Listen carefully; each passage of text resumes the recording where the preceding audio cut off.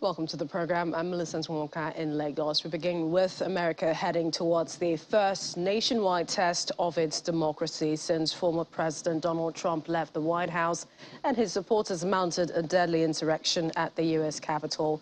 The midterm elections next Tuesday will decide who controls Congress, among other things. Well, first, let's head to Georgia, where Democratic U.S. Senator Raphael Warnock has campaigned as the state prepares to vote in the key contest that could help determine control of the Senate. He advocated for the expansion of the Medicaid low-income health insurance program and said his Republican challenger, Mr. Walker, wanted people with diabetes to eat right instead of reducing the cost of insulin. Who are more focused on politics than people in our state have continually refused to expand Medicaid. And as a result of that, we have seen 600,000 Georgians in the health care coverage gap. And it is a big part of the reason why so many of our hospitals have closed, 10 in 10 years. And then the other day, the Atlanta Medical Center.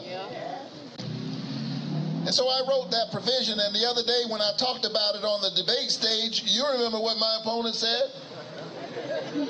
As I talked about the fact that we shouldn't be engaged in price gouging, that the corporation shouldn't be gouging a 100-year-old drug, my opponent said they just need to eat right. That's what he said. He's running for Senate, and he doesn't know that you can eat right and still have diabetes? Well, listen, I'm a pastor. By the way, I'm an advocate for healthy living and healthy eating and exercising. I try to do all of that. It's hard on the campaign trail, but I'm doing the best I can. I try to embody it. But that's his only answer. Here, I've got a suggestion for Herschel Walker. Maybe he should run for dietitian, and I'll run for United States Senate.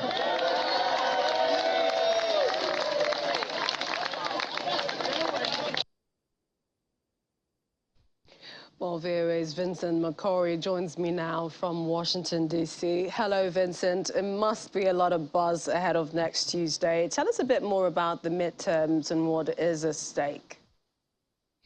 Well, Millicent, indeed, there's a lot of buzz. And I have to tell you that for most of our viewers, they just need to understand that the midterm elections are called the midterm elections because they come 2 years into a presidential term. If you remember, President Joe Biden was elected like 2 years ago. So into his 2 years term, 2 years into his term now, we have a midterm election. Now, that midterm election results will determine the direction that the country takes.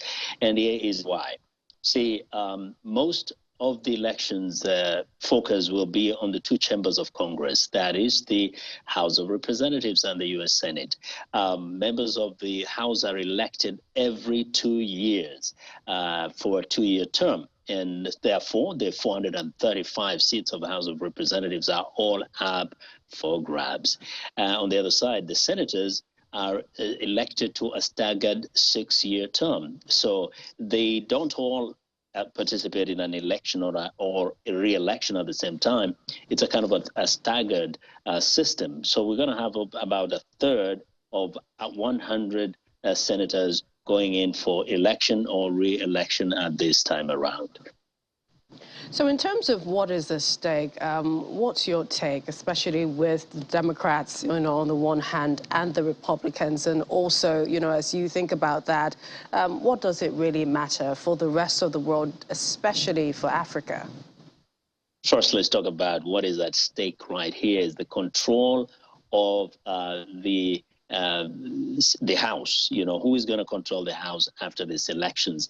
And what that will determine is how President Joe Biden will implement his agenda for the remainder of his term, of his first term, the next 2 years. Why? Because whoever controls the House in this country really can control the agenda, because the majority party, the party that has a majority, is the one that leads important congressional committees.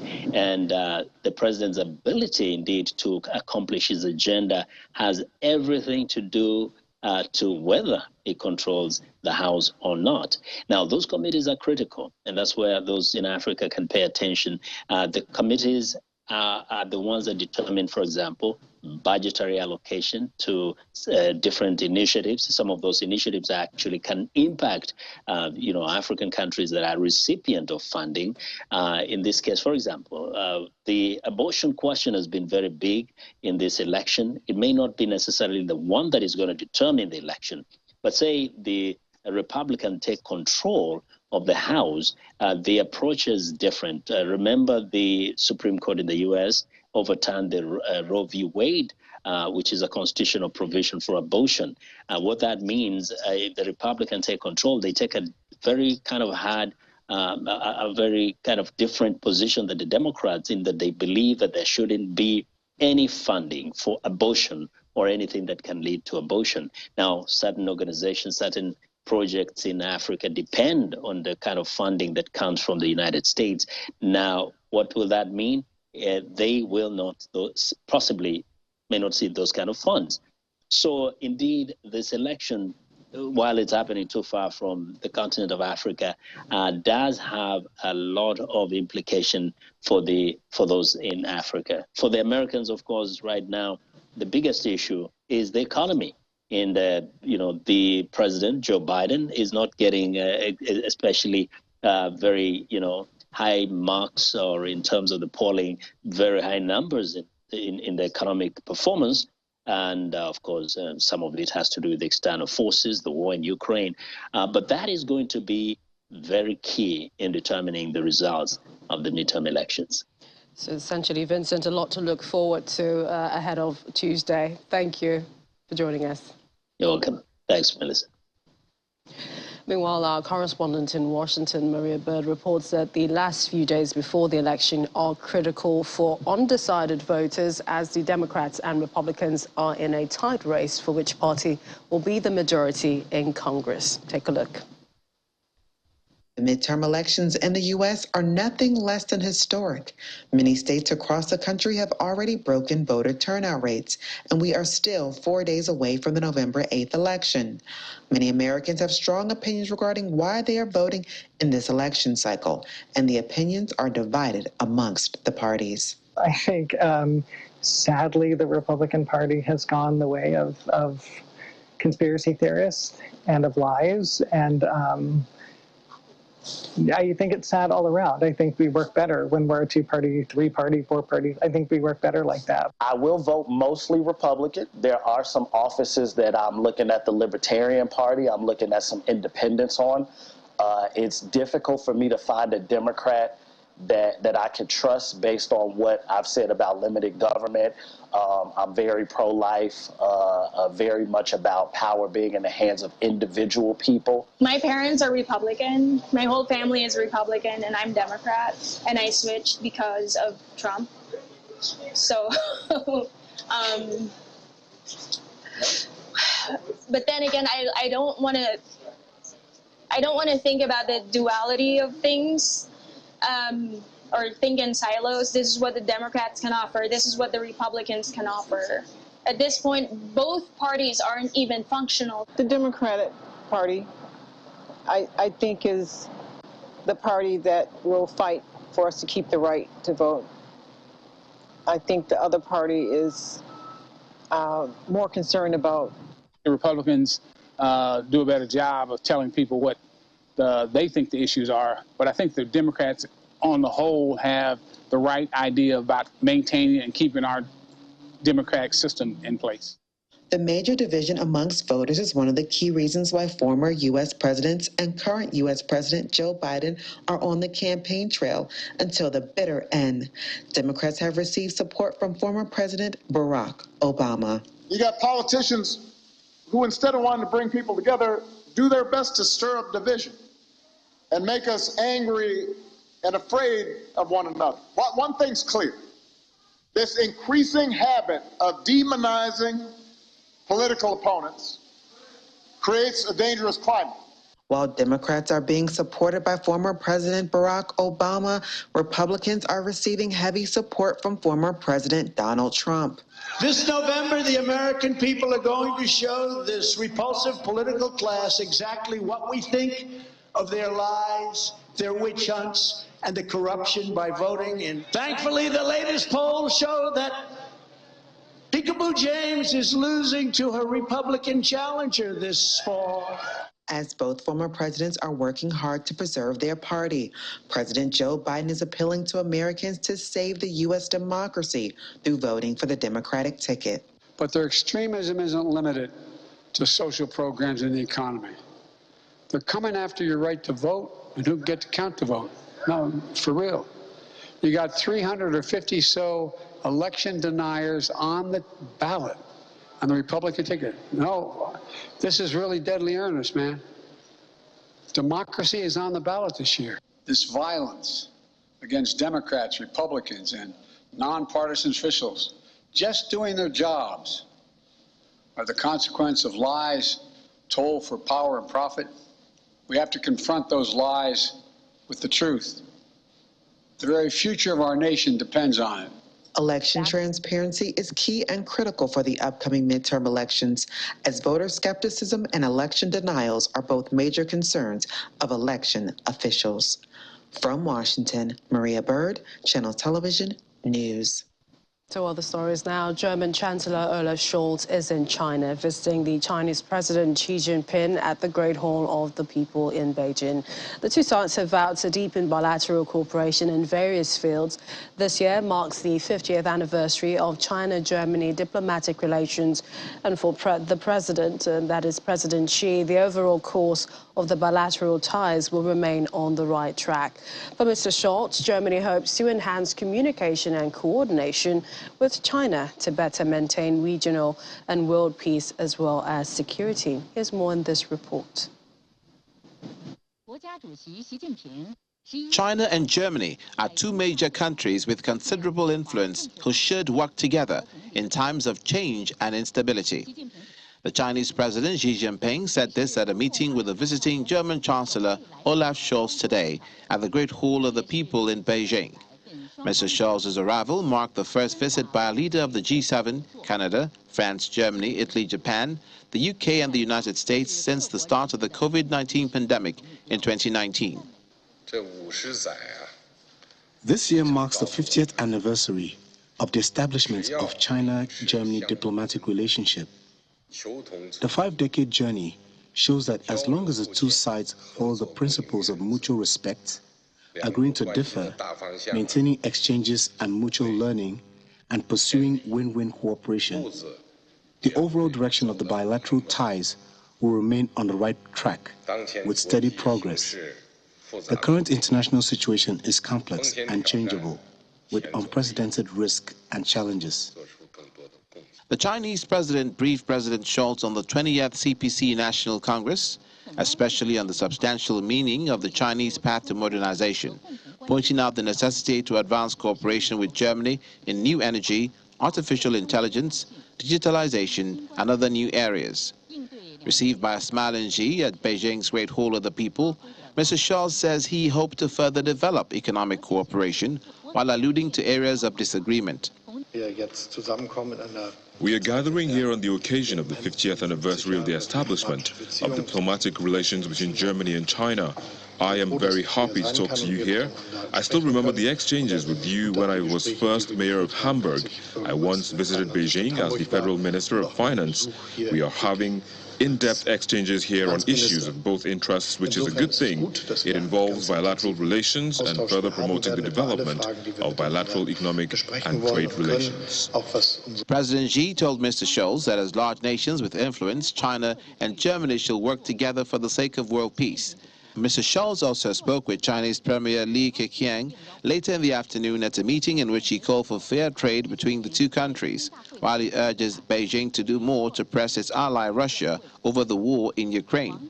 The trip has sparked controversy in Germany and concern elsewhere in Europe after the Chinese leader cemented his grip on power.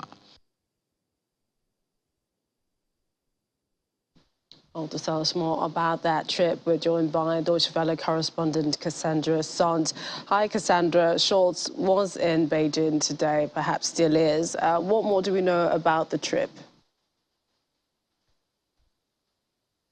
Well, there are a lot of issues on the table when it comes to German-Chinese relations.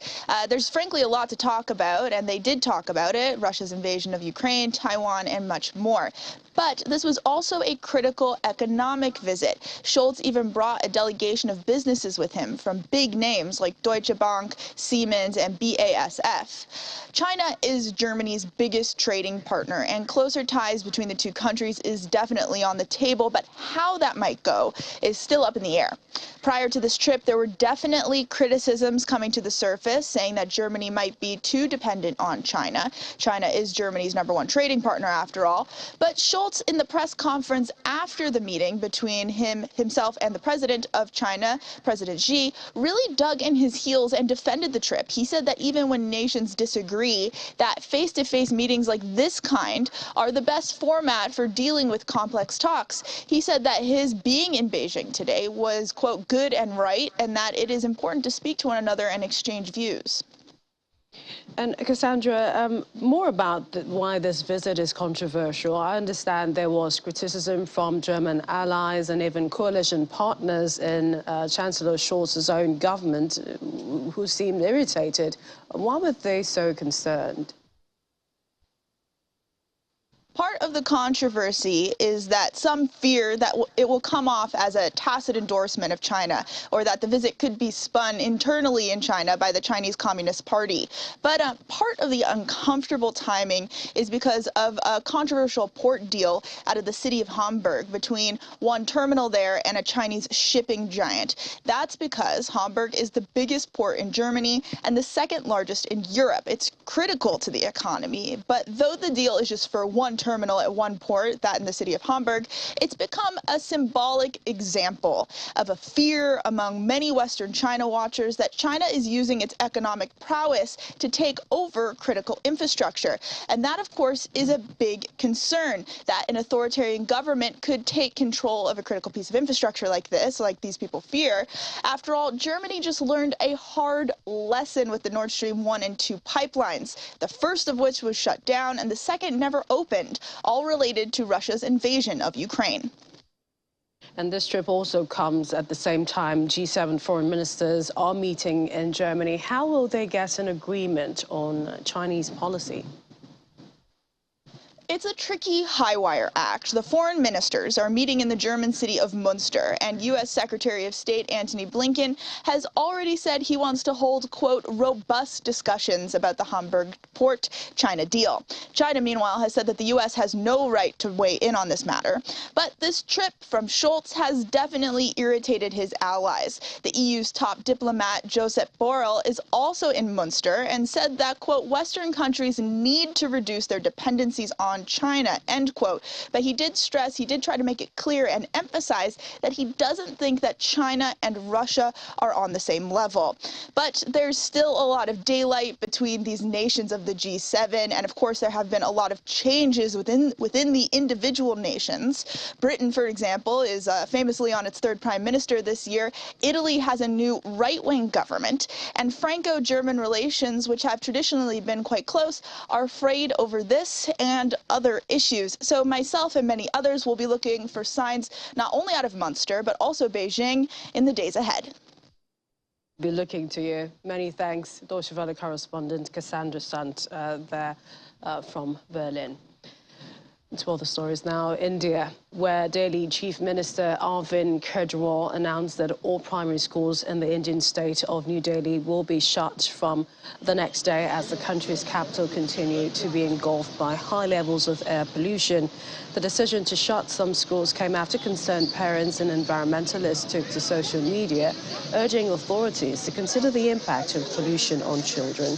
Several residents complained of discomfort in breathing and irritation in the eyes, nose and throat as the air quality index reached the severe and hazardous category in most monitoring stations, according to data from the Central Pollution Control Board.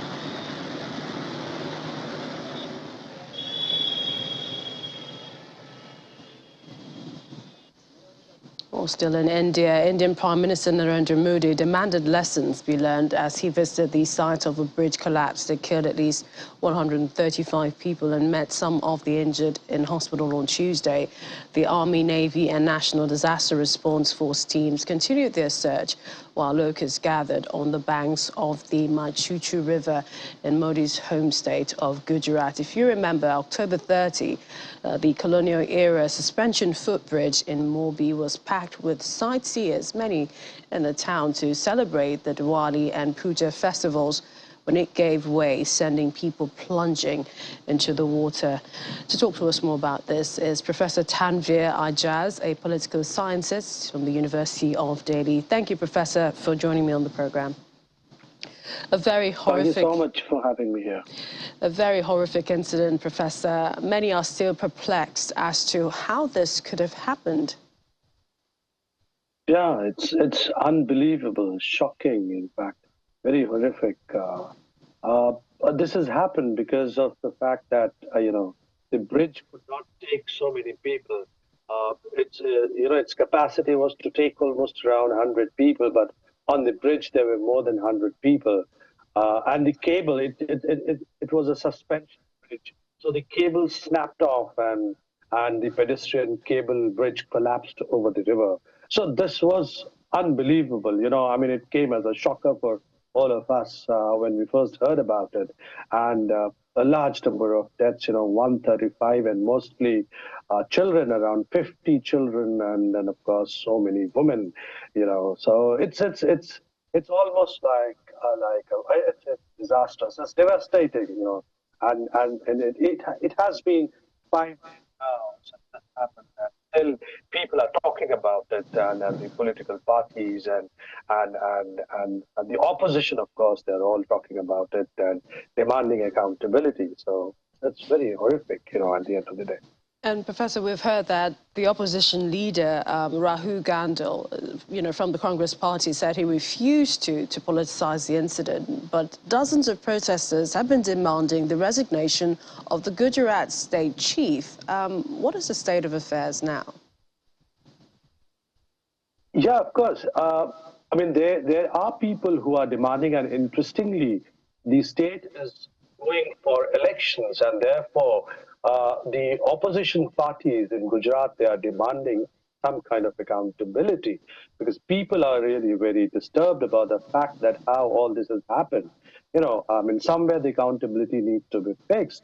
Though Rahul Gandhi, the Congress leader, has said that the Congress would not politicize it, but the fact that a lot of Congress is talking about it, about the accountability. They are seeking accountability from the government, right? And therefore, some of the political parties, they are asking for the resignation of the chief minister. Election is also very near, so that's another reason why there is this so much of heat which is generated by the political activity.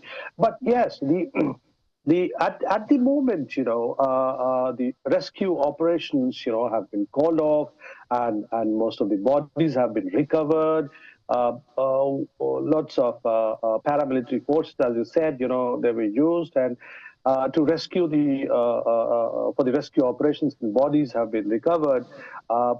Some of the, I'm told that there are 9 people who have been arrested. At the moment, it's cooling off, but the problem is that the state is going for election very soon. So I'm not sure that cooling off would be there for long, because I'm sure that this will become an issue in the forthcoming elections, which are to be held there in Gujarat. And this must also be a trying time for the families of those who have lost loved ones due to this. What do you expect should happen next? How much does government need to do to ensure that this kind of occurrence never happens again? Yeah, the government, in fact, must also set up some kind of an inquiry committee, so that the truth comes out. It's a typical case of government contracting to contractors, who did not have the expertise, who did not have the skills to renovate this hanging bridge or this suspension bridge. In fact, the police had given the report to the government that the contracts which were against, subcontracted, those who got the subcontract did not have the expertise. So somewhere, the inquiry committee must be set up. Some accountability must be done, and I'm sure, and I think that if government does it top down, they can have a better chance to tell people that, look, we are serious about what has happened. Somewhere accountability has to be set up, and I think that government must come out with the with some kind of a committee, inquiry committee. Otherwise, people will have no faith in the government, and of course there would be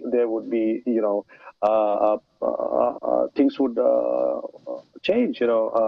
I think in the forthcoming elections, people are angry, so therefore they would of course, if things are not set up right by the government, they would change the side. So it's accountability must be fixed top down. That's what I understand, and both preventive and punitive measures must be taken. Judiciary also must come in, in a sense that, because it's 150, around 135 deaths. It's not a small thing that has happened. Indeed, one life is very important. We appreciate your time. Thank you, Professor Tanvir Ajaz, Political Sciences, University of Delhi. Thanks for joining us. Thank you so much. In Australia, thousands of residents in several inland towns in Australia's most populous state of New South Wales were told to evacuate their homes overnight, with more than 100 flood warnings in place today after swollen rivers burst banks and neared record flood levels. Major flooding is occurring at Forbes, a rural town in the state's wheat belt, with the Lachlan River expected to peak at 70-year high later today. And that's according to the Bureau of Meteorology.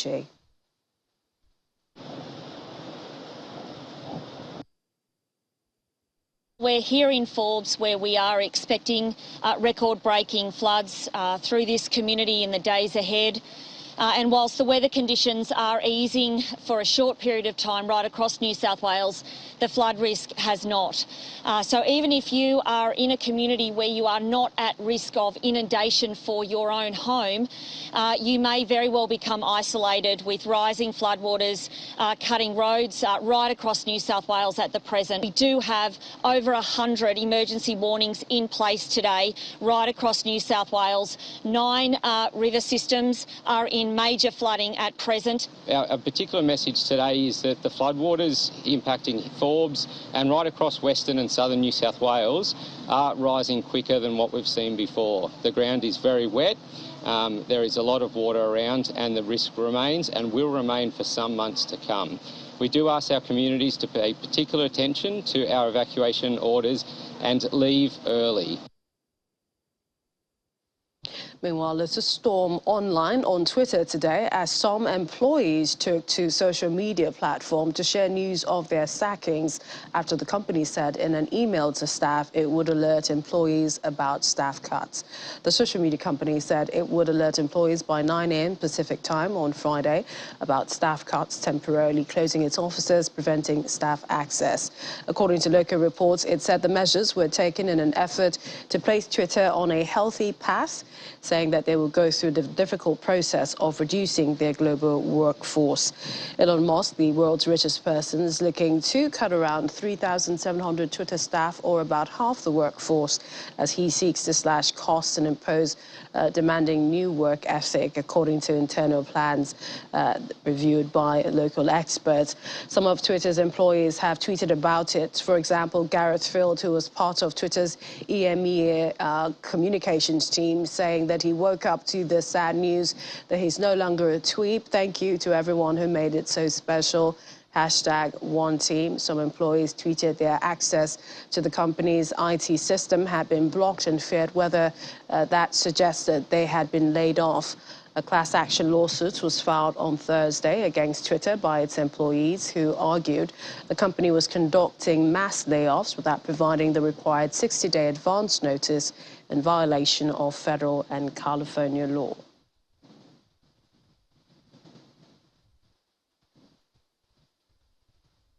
Well, here's what one business analyst thinks about the layoffs. According to him, Mr. Elon Musk knows what he's doing.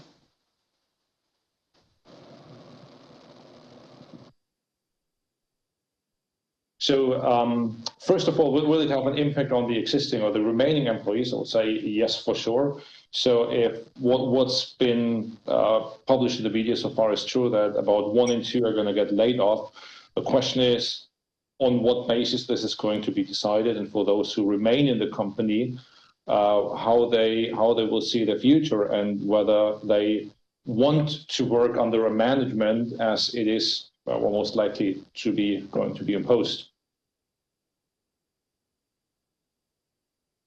To other stories now, the UN General Assembly on Thursday adopted a resolution to demand an end to the decades-old U.S. embargo on Cuba. The resolution was adopted with 185 votes in favor, 2 against, and 2 abstentions. The United States and Israel voted against the draft. Brazil and Ukraine abstained. It was the 30th resolution in a row on the necessity of ending the economic, commercial, and financial embargoes imposed by the U.S. on Cuba. Cuban Foreign Minister Bruno Rodriguez once again condemned the U.S. for its 60-year blockade on Cuba, which has brought huge economic losses, severe humanitarian disaster to Cuba, in his speech at the general debate before the vote. The U.S. again voted against it, saying it took democracy and human rights as an excuse in the explanations after the vote. Since the UN General Assembly voted on the issue, and they do this every year since 1992, the U.S. only abstained to vote once in 2016. Although the UN General Assembly vote has political clout in international diplomacy, the U.S. government has not ended long-standing unilateral sanctions against Cuba. Pope Francis today appealed to religious leaders to help bring the world back from the brink of a delicate precipice and oppose a new race to rearm what he said was redesigning Cold War-era spheres of influence. The Pope spoke on his first full day in Bahrain as he closed a forum on East-West dialogue promoted by the King of the Gulf country, where Christians are allowed to practice their faith publicly in churches. The visit continues the Pope's policy of improving ties with the Islamic world following an historic visit to Abu Dhabi in 2019, the first by any Pope to the Arabian Peninsula. He has visited about 10 predominantly Muslim states since his election in 2013. The Pope, who suffers from a knee ailment that forces him to use a wheelchair and cane, wove his speech around the whole of religions in promoting peace, disarmament, as well as social justice. And scores of animal lovers and hunters poured in the Belgian town of St. Hubert. They did that to attend a mass. Now, this is the yearly animal blessing ceremony organized by the Catholic Church in the Ardennes region. The Dean of St. Hubert Basilica, Philippe Gosset, said the tradition goes back hundreds of years when people sought protection from the incurable diseases. According to him, pilgrims started coming to St. Hubert at a time when there were still many cases of rabies, when a vaccine hadn't been discovered yet, saying they used to split bread between animals and people. That is a way of putting them under the protection of St. Hubert. After a mass punctuated by choir chants and a hunting horn player's performance, animal owners gathered outside the former Abbey Church in hope their pet would receive the canon's blessing. A soldier living in the wooded region said he hoped the blessing would calm down his four-legged companion. Another participant said he attended the ceremony in hopes that his dog stays healthy and remains a fun and sociable dog. Athéna, que Saint-Hubert te bénisse et te protège.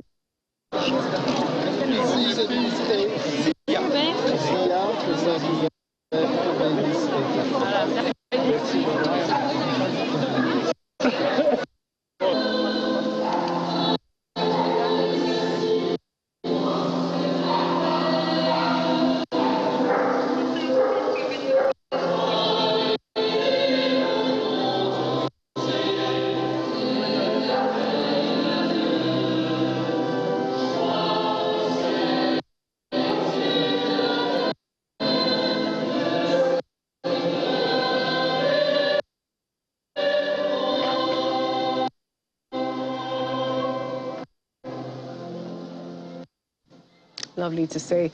Well, women in South Sudan are now being represented in decision-making positions across the country thanks to the 2018 Peace Pact deal and a recent two-day sensitization workshop organized for women in the South Sudan capital, Cuba.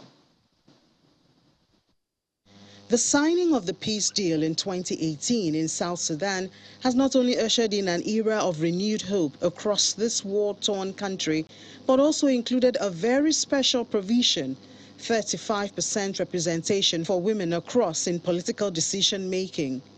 4 years later, much remains to be done to ensure that these numbers are attained.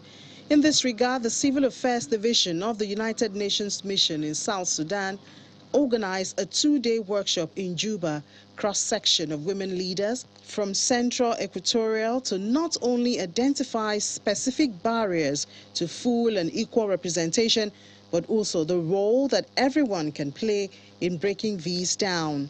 So our main objective is now to sensitize our women of their rights. We have also to make awareness of their health so that they know something to do with their health.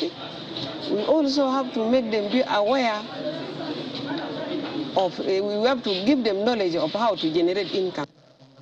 For Juba City Council Mayor Michael Lado, women are key in ensuring sustainable peace in this young country. But more importantly, he feels that women should convene and connect with each other. We are asking or appealing to all the associations to have unity among themselves, and especially women, to have unity among themselves. They consider themselves equal, and then they have social cohesion among themselves. And this is one of very important things that we need women to start that, and they continue embracing peace among themselves too. Women and girls have been disproportionately affected by conflict in South Sudan, and their voices must be heard and included to ensure a durable peace. That's our program this evening. Thank you for watching. I'm Millicent Walker.